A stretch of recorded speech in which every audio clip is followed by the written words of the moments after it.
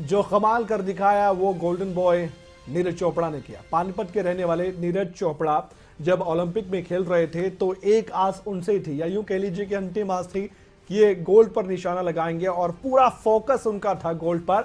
और आखिर में गोल्ड जीत लिया, किसी को नजदीक नहीं आने दिया और बातों में भी सबको पछाड़ देते हैं।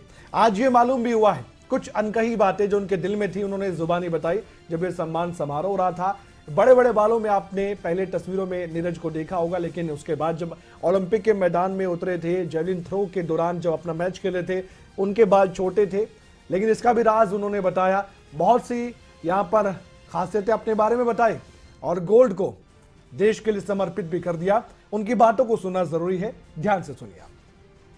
नमस्ते और आप सभी को बहुत बहुत धन्यवाद कि आपने बहुत सपोर्ट किया। और मैं सबसे पहले तो ये दिखाना चाहूंगा गोल्ड मेडल ये मेरा नहीं पूरे इंडिया का है। और मैं उस दिन से ही अपनी जेब में लेके घूम रहा हूं मेडल को।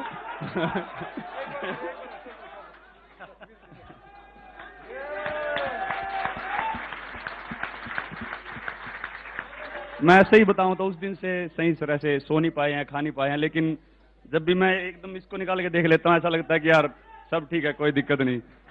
और मैं ये बताना चाहूंगा कि मेहनत तो अच्छी हुई थी, लेकिन कहीं ना कहीं ये था मन में कि यार बहुत तगड़े कॉम्पिटिटर है हमारे।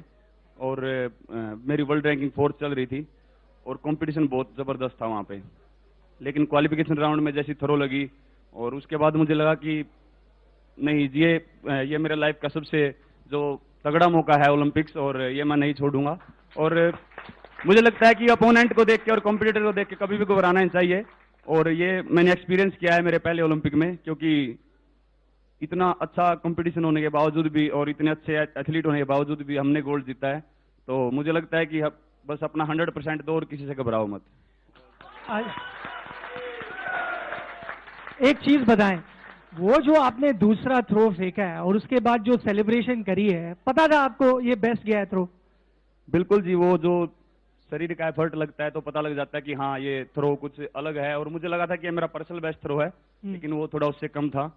और बस वो फील हो जाता है। और फिर उसके बाद जो अगले दिन सुबह फील हुआ कमर में, शोल्डर में, एल्बो में, तो वो पर वही है कि अपने पास मेडल है तो ऐसा लगता है कि कोई बात नहीं, अब चाहे इंजरी हो जाती तो उसको भी देख लेते।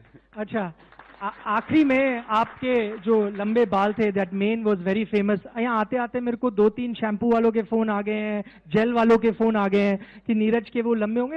Everyone wants you as a brand ambassador. जी, मुझे लगता है कि मैं शुरू से ही 9-10 साल से लंबे बाल रख रहा था और अभी वो तंग करने लगे थे। मैं 2-3 कंपटीशन खेल रहा हूँ, उसमें वो पसीना आ रहा था, आंखों पे गिर रहे थे। और मैंने वो सिर पे वो क्या पट्टा ही बांध के देख लिया, टोपी भी डाल के देख ली, वो सब गिर जाता था लाइन से आगे। तो मैंने सोचा कि यार ओलंपिक है, ऐसा कोई स्टाइल बाद में हो जाएगा, गेम पहले है।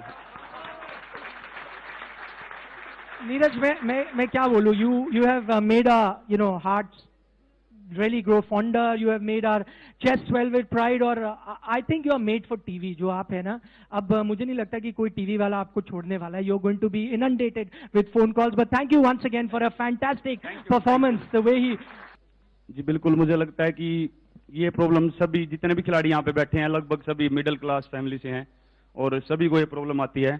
लेकिन मैं बोलता हूँ कि उनकी फैमिली का सबसे बड़ा हाथ होता है कि वो पैसे से चाहे उनको सपोर्ट नहीं कर सकते, लेकिन वो जब ये बोलते हैं ना कि तुम बस खेलो, कोई बात नहीं, रिजल्ट देखा जाएगा, तो वो बहुत जरूरी होता है। और मुझे लगता है कि वो जो एक स्ट्रगल होता है और वो जो कमी होती है पैसों की भी या स्टेडियम की, वो कहीं ना कहीं एक एथलीट में आग पैदा करती है कि हाँ हमारे पास इस चीज़ की कमी है और हमें मेहनत करके इसको पूरा करना है।